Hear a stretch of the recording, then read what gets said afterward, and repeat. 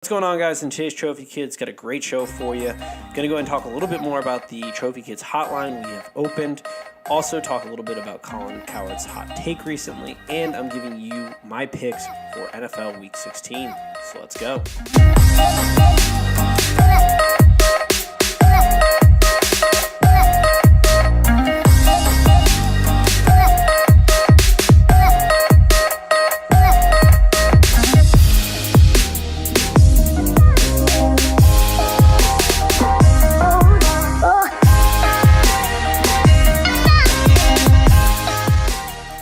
And welcome to Trophy Kids, presented by Bad News Media. It is December 31st. Got a great show for you today, but before we get into it, we do have a little house cleaning to get through.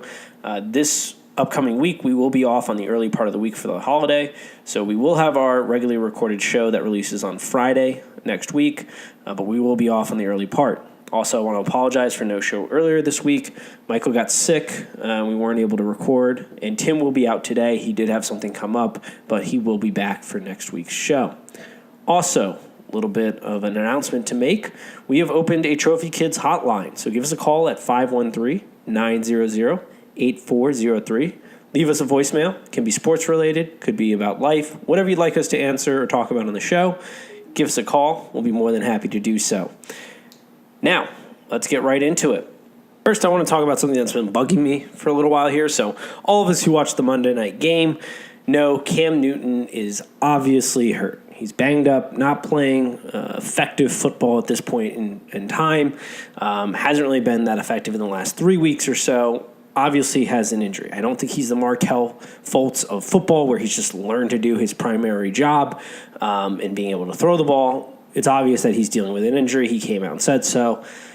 But for some of the media, they have taken this time to bash Cam Newton. It's one of the favorite games that the media has, and a game particularly loved by Colin Cowherd. Now, Colin Cowherd, to me, he's like the old guy who loved smooth jazz. And as soon as the young kids started listening to rap, he started freaking out, going, I don't understand this new rap. Kind of that old man style. So old man Cowherd is that way with sports. You know, he does not like, I don't think, the new wave of quarterbacks that are coming in. There's that now famous clip of him and Baker Mayfield going at it, not enjoying who Baker really is, trying to call out his leadership skills, which was outrageous because everybody who's ever played with Baker loves Baker. They talk about nonstop about how he's a leader. So that's a famous clip. Well, this week, Colin Cowherd was outed again, picking on Cam Newton, which he has loved to do for quite some time. Now, Cam Newton is a new wave quarterback. He was really that kind of first guy where you just jaw dropped to the ground in his ability to throw and run the ball. Just an absolute freak athlete. He's the size of a defensive end and can run like a running back. I mean, absolute freak. And was having a good season this year up until maybe about 3 weeks ago. I mean, he had a completion percentage in the first 11 weeks around 7%. He had thrown something like, I think, 20 touchdowns to 9 TDs. 20 touchdowns to 9 interceptions. Woof, okay. He had a good QBR, which I think is an overrated stat line. It was close to like 100, but that's a number that Colin Cowherd, I would think, would like. Was having a great year. Last 3 weeks, not been great, to say the least. But obviously the injury was affecting him. Colin Cowherd's take on this whole thing is that he has trapped the Carolina Panthers, which is a ridiculous claim. So while Colin Cowherd was going in on Cam Newton, I decided to pull some numbers because, you know, quarterbacks that Colin Cowherd likes, he loves Andrew Luck. He thinks he should be MVP over Patrick Mahomes. He likes Big Ben. So I went in and took a look. I ran Cam Newton versus Aaron Rodgers, Big Ben, and Andrew Luck. Cam Newton has a better completion percentage than Andrew Luck, Big Ben, and Aaron Rodgers. He doesn't have as many yards, but he also has less attempts. They're averaging around the same yards per attempt. He's got 24 touchdowns, which is more than Aaron Rodgers, less than Big Ben and Andrew Luck. But he does have fewer interceptions than Big Ben, and the exact same as Andrew Luck. The only difference is Cam Newton is an absolute monster when it comes to running the ball. So a guy that Colin Cowherd believes is an MVP candidate in Andrew Luck. Cam Newton in completion percentage is better. In yards per attempt has 0.1 more yards, so we're not really going to go too far into that. He's got the same amount of interceptions. His touchdowns are less, but once again, Cam Newton isn't really throwing to anybody here. The only player he's really got is Christian McCaffrey. Greg Olson's out. There's not great wide receivers. Andrew Luck is throwing to T.Y. Hilton and Ebron. And Cam Newton can throw the ball, all while doing this on an injured shoulder. So Cam Newton is not the problem here. He hasn't entrapped the Panthers. The Panthers are not a well-run organization, if we're being honest about this. They have a good defense, but offensively, they have not been great. Name me one great guy since Steve Smith, who only played with Cam Newton for 3 years, outside of Greg Olson, that he has had to play with. Zero. The talent they have surrounded Cam Newton with is not great. They are missing their left tackle. Their right tackle is injured. That offensive line is not doing their job. And Cam Newton is taking a bruising. Cam Newton is not the problem. Cam Newton is a good quarterback. And Colin Cowherd needs to get off his fucking lawn and start recognizing it. Also, one thing I did notice, and I just want to talk about here a little bit, we aren't talking about Julius Peppers enough. That man was drafted in 2001 and is playing high-level football. We always hear about Tom Brady playing well into his age. Julius Peppers has been in the league since 2001. People that were drafted in his draft class, Jeremy Shockey, Ed Reed, and Clinton Portis. I mean, talk about a throwback. And this guy's playing defensive end week after week, banging heads with offensive linemen, and he's still playing football at a high level. Julius Peppers is the freak of the year as far as just an athletic dude that is absolutely insane. So we really should be talking about him more. But with that, let's get into the picks. This is going to be a quick episode. I want to give the picks out. This time we're doing something a little different. I'm giving out my 4 potent picks, my potent 4. Last week, that would have been the early games. Killed it on Saturday, killed it in the early games. Saw that under in the Browns-Broncos game coming from a mile away. Colts absolutely slaughtering Dallas. And then in the night, we all know what happened. I ended up getting slaughtered. I did not see the Patriots losing the way they did. I did not see the Rams getting absolutely destroyed by Nick Foles and crew. And I did not foresee the Monday night game. You know, I'm still pissed at Drew Brees for that pick on the 2-point conversion and the fumble out of the back of the end zone, which is one of the dumbest rules. But either way, I'm getting sidetracked. Let me give you my potent 4, starting with Baltimore versus the Chargers. Love this game. I like Baltimore. I like Lamar Jackson. I've been on the Lamar Jackson train for quite some time now. Back in college, wrote a piece breaking down this year's draft class of quarterbacks. I had him at number 2 for his what's going to be a career that I think will be phenomenal. Baltimore Ravens are playing great defense, but the Chargers are the best team in the AFC. Phillip Rivers is the best quarterback right now.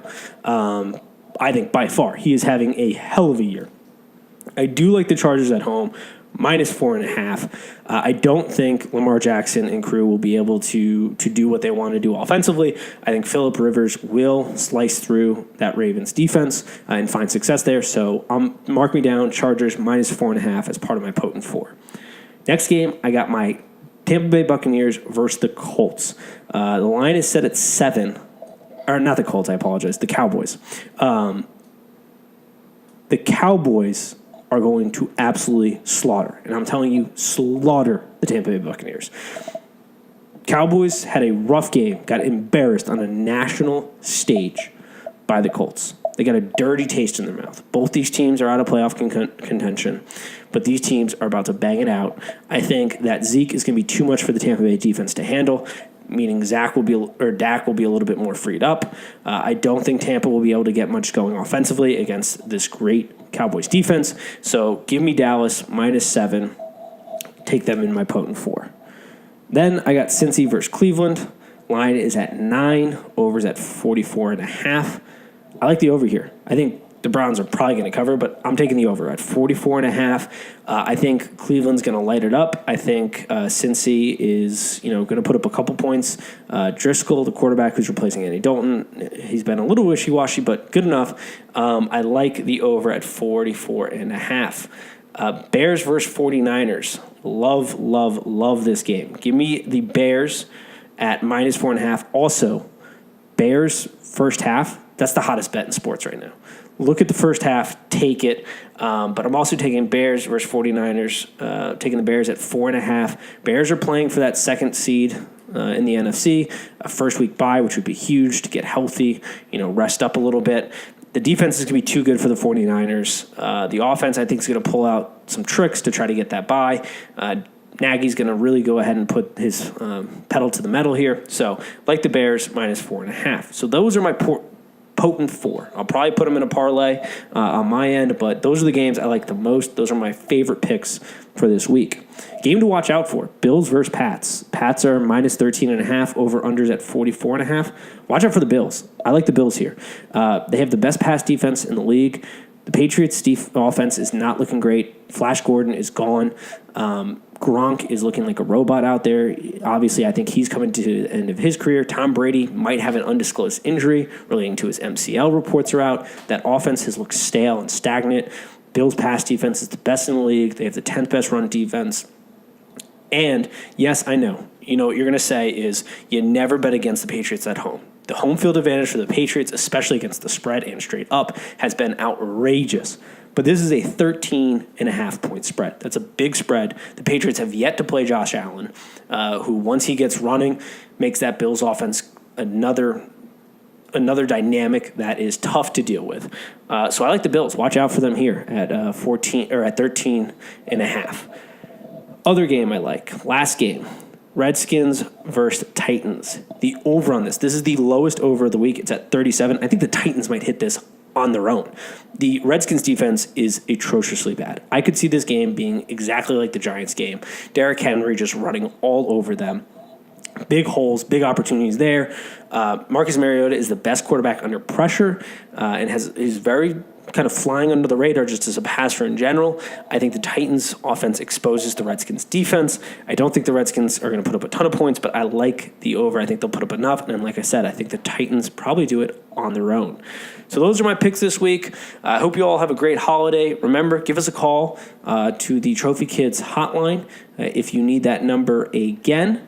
It is 513-900-8403. Leave us a message. Let us know what you think, questions you have, anything you want to talk about. Let us know. Hope you have a good holiday. We will see you next week, and peace.